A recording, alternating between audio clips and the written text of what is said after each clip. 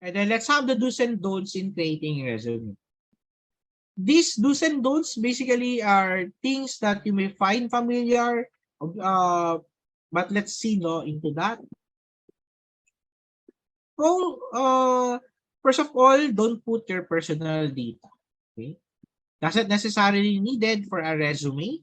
Of course, aside from kakain siya ng space, you're exposing yourself, in terms of your data, exposing over the internet. Remember that you're posting your resume on different websites, so you don't know when you will be hacked, possible later on. So to prevent these are sensitive informations for you. So in terms of your personal data, you can actually keep this updated once you applied for the job. So after you called for an interview, usually nag-fill up tayo ng mga forms that you need to include your personal data. But if you're starting in creating your resume, you don't need to include this one.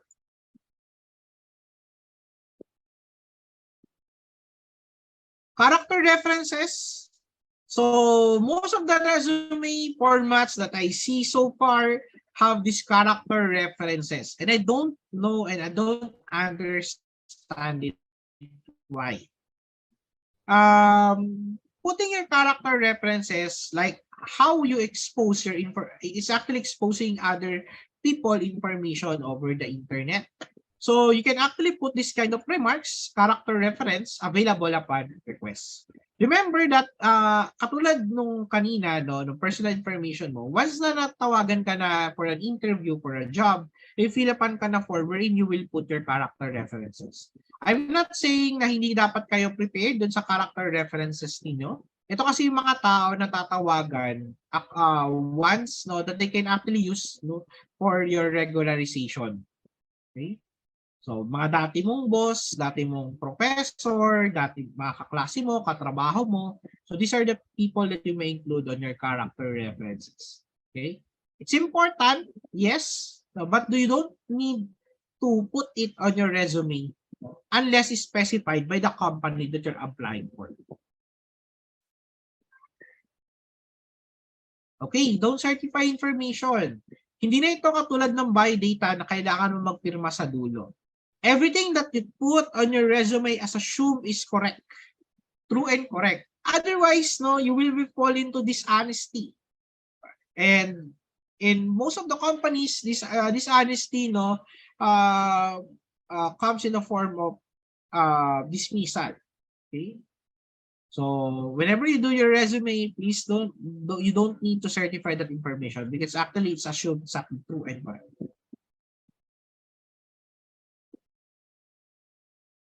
So, in putting some activities in your resume, don't assume that HR can tell what work you perform based on your role and title alone.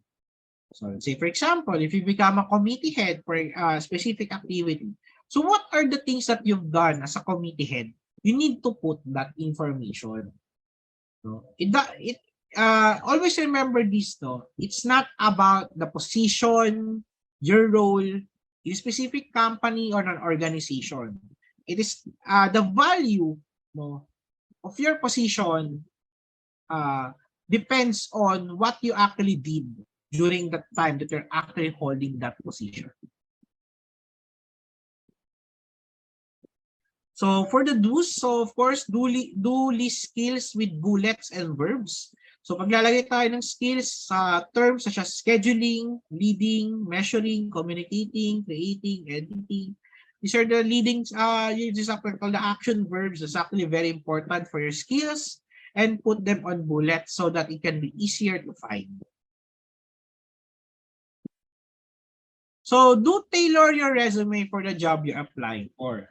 One of the common mistakes of doing resume is that they just create a general resume and submit it to all industries that they want to apply for.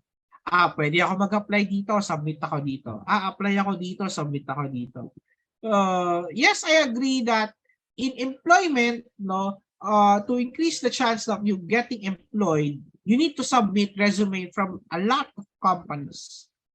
But remember this, you need to tailor your resume for the job that you're applying for.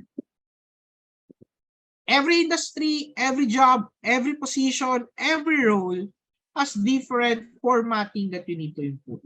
You don't need one general resume for all, because it doesn't help you in your strategy. Again, remember, be strategic about the experience and skills to highlight in your resume. If you're applying for a safety officer role, highlight the skills that impose that you're a good safety officer. If you're applying for a designing company, a designer, put the things and projects that you did as a structural designer. Okay? If you want to go with construction management, then put things that you're actually good in project management. So there are different things in resume. So you need to create one for each kind of industry or job you want to apply. Especially for fresh grads. Sa fresh grads kasi marami pa silang gusto, marami pang gustong applyan. So you need to remember this.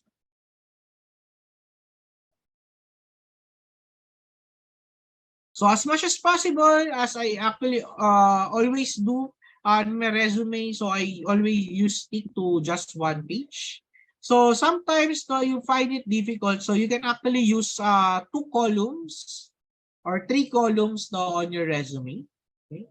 So those are the techniques that you can actually do. And then why we try to limit skills and your achievements into 3 to 5 only, so that it will be easier to be compiled in your resume. So these are the things that are optional, which is actually the picture, the career summary, and career objective. Professional photo is because of the judgment, possible bias based on appearance, race, color of skin. Photo is actually only an optional one. But if you will put one, make sure it's actually in professional graduation photos or any professional photos that you can actually post.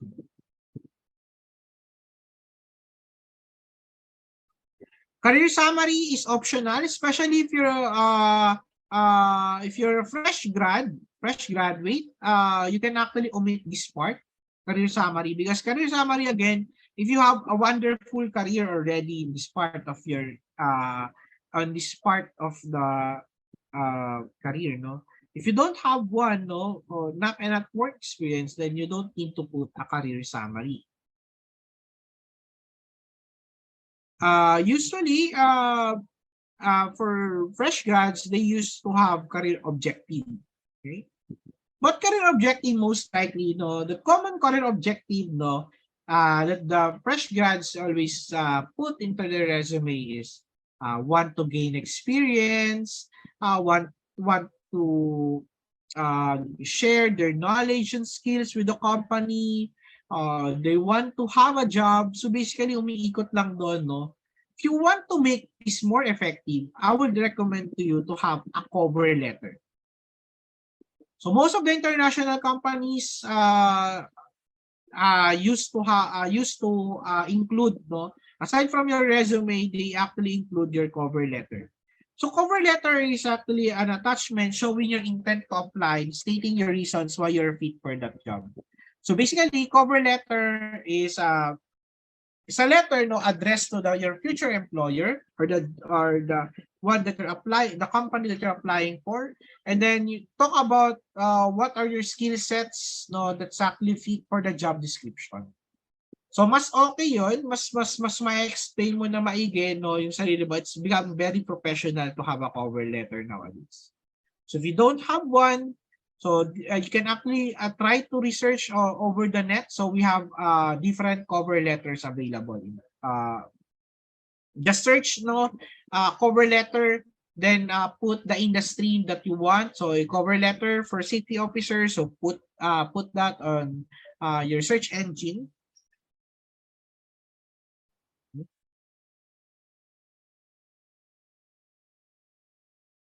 So this is actually a sample resume that's so to give you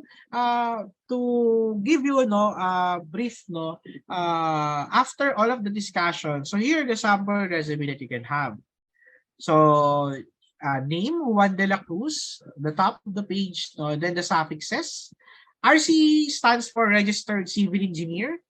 Now, if you don't, if you're not, if you're you just graduated as a civil engineer and doesn't, hindi pa nakakapasa ng board exam, so you can actually put CE instead. Hindi mo na kailangan lagyan ng RCE. Then once you pass, no, you can actually put RCE. Okay? Then, MSc, so Master of Science in Civil Engineering. So, kung graduate ka ng master's degree, so pwede mo siyang ilagay dito. And then, other certifications will do, such as SO, for safety officer, no matter what level, SO 1, 2, 3, 4, can actually put SO, no, as the suffix. Contact details, so I put, remember to put only the city address. Okay, you don't need to put the exact address that you're located right now kasi it's maybe some people may use it on illegal intent.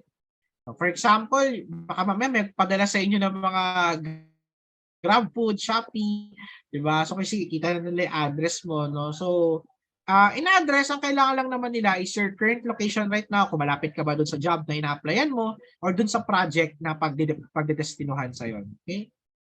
Email address, LinkedIn, and then the mobile number. So you need to include that contact details. Remember that the contact details is a very important part of your resume because this part of your resume will actually, so once they come interested with you, so you contact details. So sa contact details, especially your mobile number, ensure that you put mobile numbers that actually you're currently working. So you need to check it from time to time. Education. So yun yung naging naging starter niya for education. So dito niya nilagay kung gumalo siya ng ang pagkasunod-sunod ng education is from the recent na natapos mo. No? So he put it on top then before the bachelor's. Then as I said, hindi mo na kailangan ilagay yung high school mo unless it's actually very important part of your resume. For example, if you're applying for a job that needs high school background, then you actually need to input. Employment. So currently, nilagay niya dito, then nilagay niya yung top 3 things that ginagawa niya according to his rule. So as you can see, gumamit siya ng mga action verbs at the start and very specific yung nilalagay niya into detail so that they will actually understand your role. So pagpili, so sir, marami kasi akong ginagawa dun sa company na ina-applyan ko. So what are the things that pwede kong piliin? So una, titingin kayo sa job description ng ina-applyan ninyo. Katulad na sinabi ko, you need to tailor fit your resume according sa applyan mo. So tingnan mo yung job description. If there are rules right now in your company that fits for that job description, yun ang ilalagay ninyo. Ito, intern or OJT, nakalagay rin sa kanya. So nilagay niya dito yung kanyang internship. So if you're actually a fresh grad and you have conducted internships, then internship can be put on your employment. Then your other side hustles can also be put into employment as well. Skills are, so as mentioned early on, so you need to choose bulleted top 3 to 5 skills that you have relevant to your job. Then honors and awards if available. If not, you can actually remove this part. Licenses and certification. So ito, merong i-recommend sa inyo for the safety officer once you graduate this program. So what there's a specific detail, you can actually put that on the certification. Okay? And references, as I mentioned, character references, so available upon.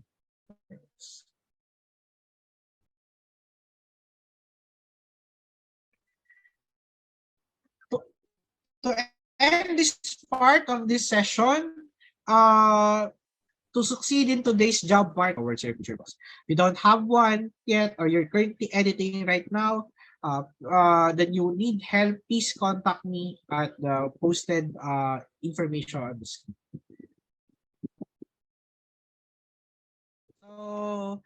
dito sa resume ko, so of course no, as I grow with my career, so naintindihan ko kayo Laya, most of the questions parang hirap no, wala akong mailagay, ganun. So what I did is to increase my licenses and certifications. So kaya isa rin sa naging reason ko bakit ako nag-SO is actually to included on my licenses and certifications under my name. So yun yung nilalagay ko on ano. Then hindi ko naman nilalagay lahat ng suffixes dito sa ano, hindi ko Mahaba yan. nilalagay lahat. Pinipili ko lang and then lalagay lang ako ng portion na I can put other licenses and certifications. That's actually needed for the job. Since I'm experience, so nakalagay na dito ICE Career Summary. So yung arrangement niya, inuna ko yung licenses and certification dahil hindi ko may lalagay lahat on the suffixes. So I intended to put it that way. And then since I'm growing into speakership role, so I put it also here. No? Kung wala naman, before ang nilalagay ko dito is hobbies and interests. So that will be the first column. So ginagawa ko para kasya siya sa so ginagawa ko siyang 2-column na resume. Sa Canva ko lang nakuha ito. No? So marami yan sa Canva. And then marami pong applications po that can create resumes for you. Ang kailangan mo na lang edit doon most likely informations. Kaya ang formatting hindi na siya ganun kahirap. Like before nang nag-uumpisa pa lang ako mag-ano ng resume. Then inuna ko yung academic profile ko. Basically because I recently graduate in master studies. So I think it's more important in my Then ito yung work experience ko. So, sinasabi ko dito yung mga key roles ko, key projects, and key awards. So, yun yung nilalagay ko on my resume. So, tulad nga na sinasabi ko, if you're, sabihin, nag-start ka pala ng career mo, please list down the things that you want to include on your resume. Then, just build on it from time to time until ma-reach mo yun, no? Until makuha mo yun. Kaya,